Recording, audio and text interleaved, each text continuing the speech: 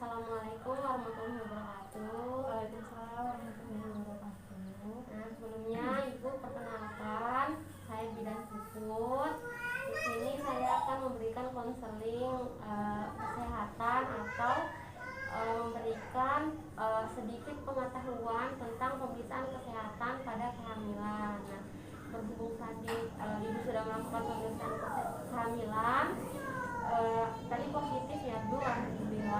Nah, jadi di sini saya akan memberikan gambaran pemeriksaan apa saja sih yang harus Ibu lakukan selama kehamilan. Nah, sebelumnya kehamilan itu sendiri yaitu proses 9 bulan atau lebih seorang ibu membawa embrio atau janin di dalam perutnya.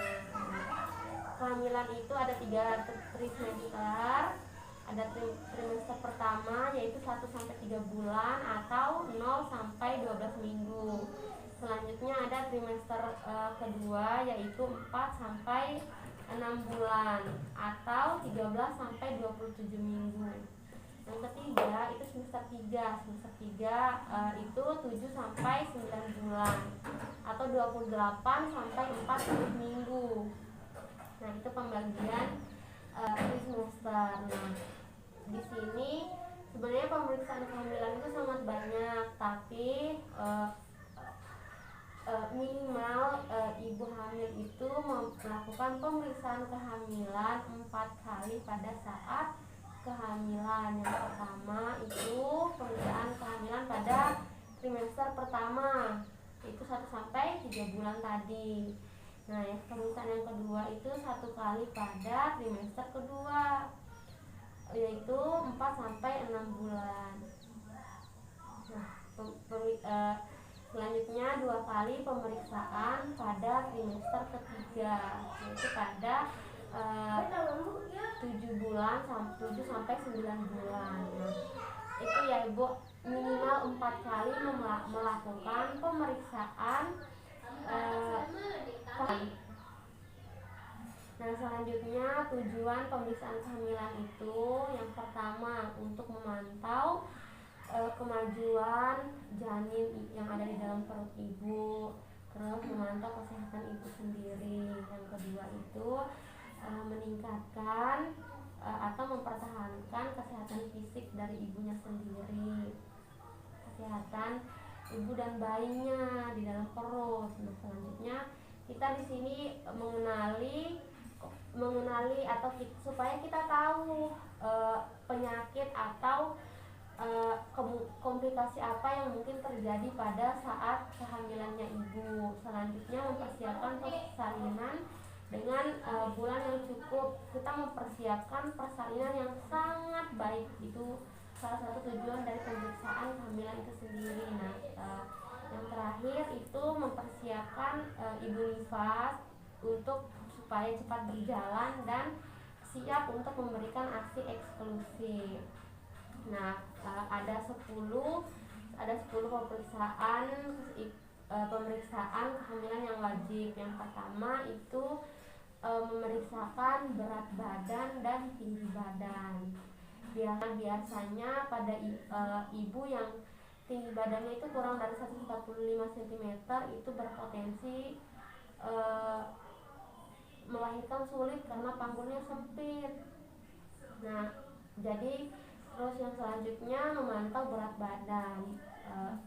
Berat badan normal pada ibu hamil itu selama 4 bulan berat badannya itu harus naik minimal 1 kilo dalam sebulan. Nah, yang kedua mengukur tekanan darah.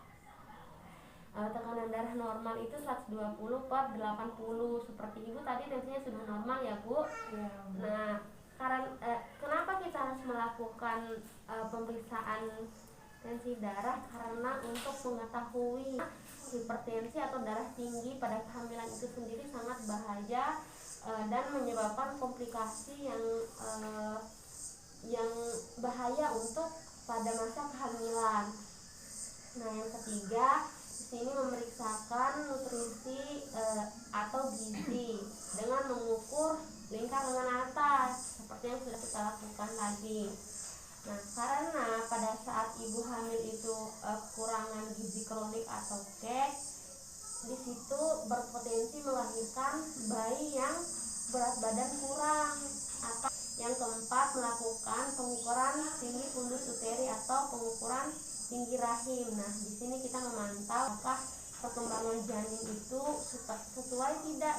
Nah, yang kelima, di sini kita menentukan posisi janin dan denyut jantung janin. Nah, dari sini kita bisa tahu posisi janin di dalam perut posisinya normal atau tidak. Terus mendengarkan denyut jantung janin, kita dengar apakah denyut jantungnya itu dia pada nilai normal atau tidak. Nah, yang keenam, kita melakukan screening, imunisasi tetanus dan memberikan imunisasi. Nah, jika ibu imunisasi, kita berikan imunisasi, tapi kalau sudah ya mungkin sudah, tapi karena ibu sudah melakukan imunisasi tetanus, jadi tidak perlu lagi diberikan imunisasi.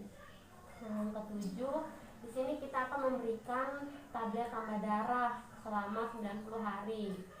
Tablet tambah darah ini itu diminum 1 kali sehari.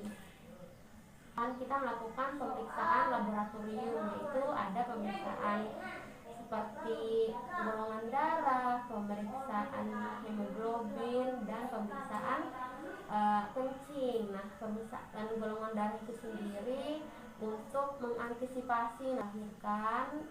Jika donor darah, kita sudah mempersiapkan darahnya dengan supaya kita tahu ibu anemia atau tidak. Dan jika anemia, nanti kita memberikan asuhan anemia pada ibu hamil biar nanti kehamilannya itu tidak berbahaya untuk ibunya.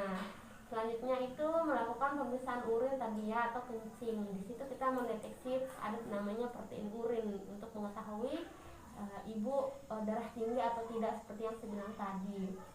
Nah, setelah kita melakukan pemeriksaan itu, langkah ke-9, ibu dan saya melakukan konseling. Di sini saya akan memberikan penjelasan mengenai kehamilan, mengenai kelainan bawaan pada kehamilan, terus mencegah kelainan bawaan pada kehamilan, terus persalinan, mempersiapkan ibu nifas, terus menyusui, mempersiapkan ibu menyusui, dan perawatan bayi. Jadi di sini kita memberikan penjelasan dan konseling di situ ibu.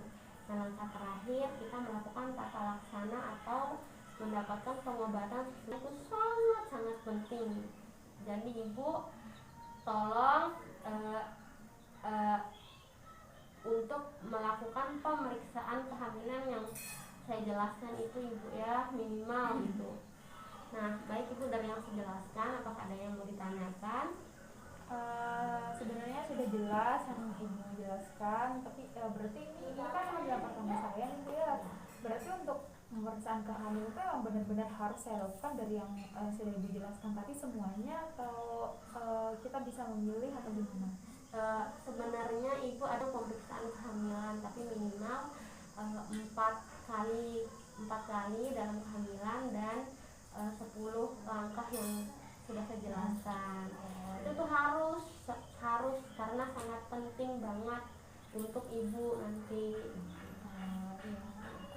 Sudah paham sih Bu. Terima kasih banyak.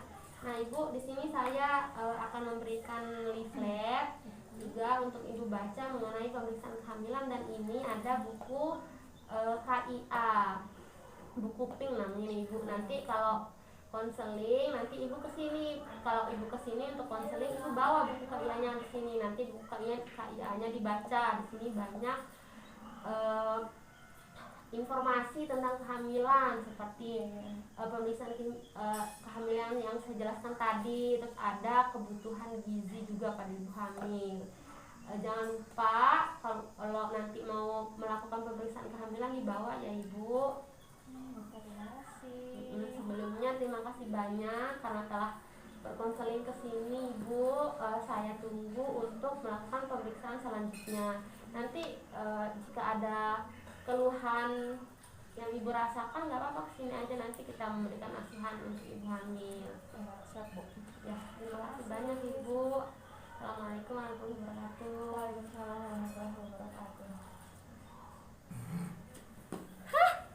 10 menit.